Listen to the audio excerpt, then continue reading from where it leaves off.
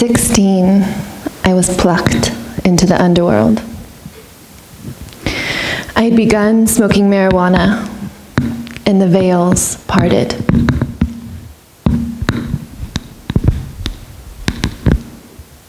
Like that.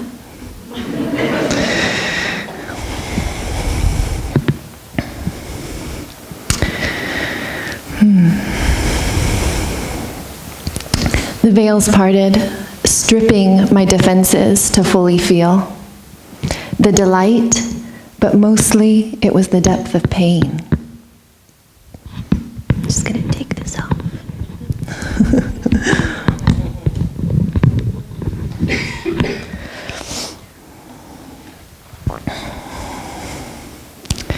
In myself and in the world, and it was overwhelming. My nervous system would alternate from frozen terror to collapse. I never knew when it would happen or for how long. 10 days to 10 months, I could barely leave my house and would retreat for as long as I could in attempt to recover. And I had no idea why. I was well loved, nicknamed Sunshine, but something mysterious overwhelmed me. This cycle went on for years. Psychiatrists, therapists, medications, and diagnoses. Depression, I was told. A life sentence of unfortunate genes, like diabetes, to only be managed by medication. My soul rebelled. I knew nothing was inherently wrong with me, but I feared it all the while. The shame was heavy. Relationships interrupted and dreams on hold. But over time, I learned to hear the whispering of my soul. There's beauty in the darkness. It's just harder to see.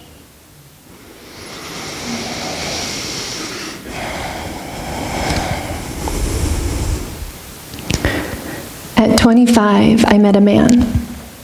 He was unlike any other man I'd met.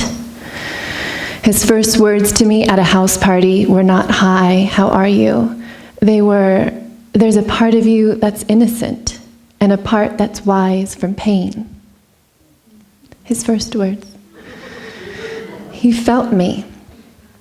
He saw me.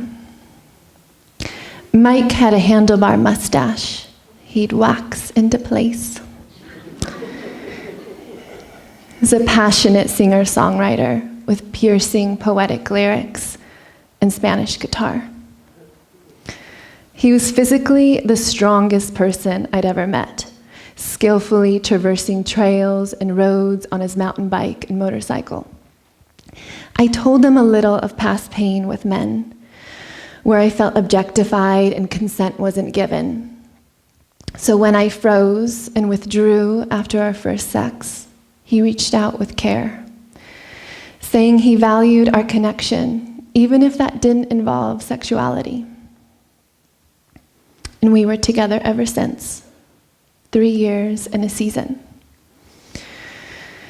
In his presence, it liberated a deeper relaxation. Even as I dipped into the underworld again and again, he showed up again and again, patiently listening, holding me, and showing me he didn't want to take anything I couldn't freely give. The freeze in my nervous system was melting, and our love deepening every day. One December night, as we embraced in our bed, I felt our love expand through galaxies, squeezing in recognition of finding each other. I was never more at home and never more content.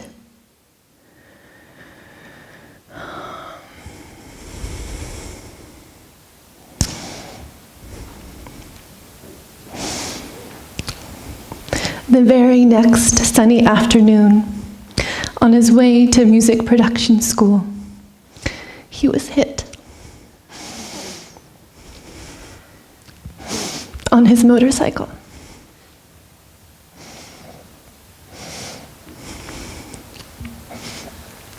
It was a miracle he survived that crash.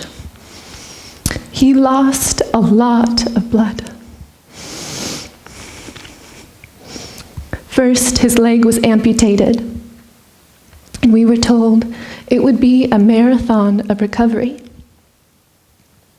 And then 13 hours later, he was declared non-responsive. I had to ask the doctor many times what he meant by non-responsive. He was gone.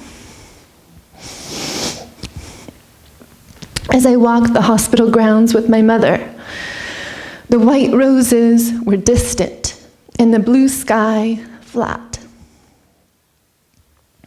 And it dawned on me, his soul knew this would happen. He'd open his sets with a cover.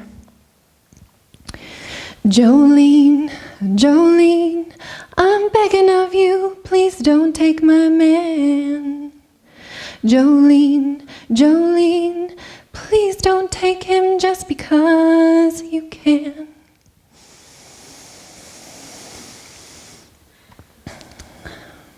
The name of the woman who hit him was Jolene.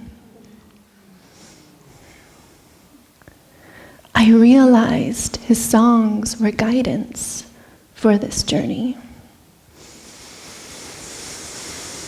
I had 3 days by his side as his organs were prepared to be donated. Even in his death, he was generous. I asked everyone to relate to him as alive. I played our favorite music. I lit sage in a highly oxygenated ICU.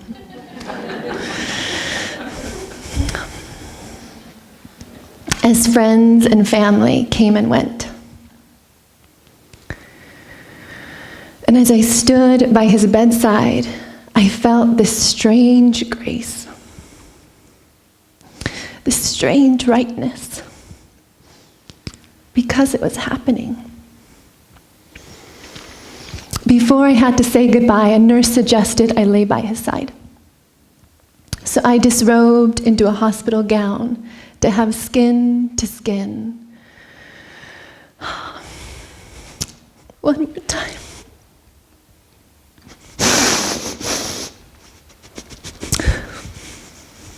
Moments later, the nurse rushed in, startled.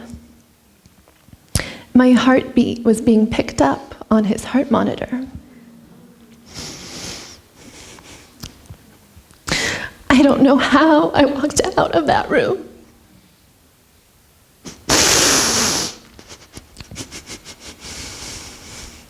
The absence of his presence was profound. His cowboy boots with the sole separating beside our bed. So grand and so empty. I felt like I was preparing my whole life for this to happen. I learned to let people witness my pain. I practiced surrendering to things out of my control. I was beginning to learn the necessity and power of ritual and of grieving together. Mike became the bridge of safety to the spirit world and to feeling it all. I knew the depth of my grief was the depth of my love. And I let it pour. The shaking, the primal sounds I didn't know I could make, and the tears. The tears was the fiercest fiercest grace. Catching the threads of what felt like lifetimes of frozen grief in my nervous system, in my ancestry, and the world.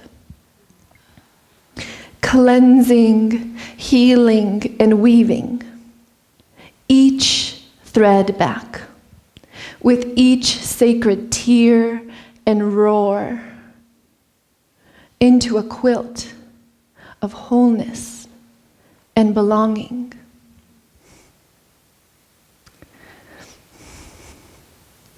Letting grief have her wild, wild way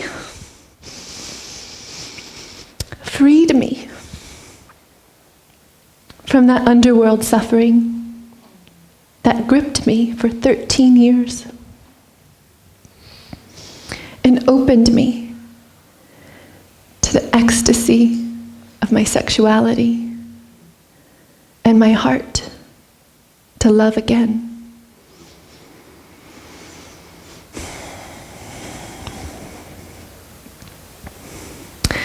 In Mike's first love song to me, his voice rang.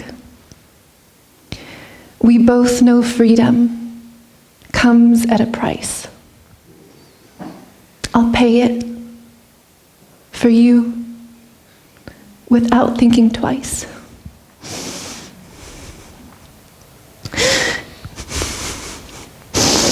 Even if it must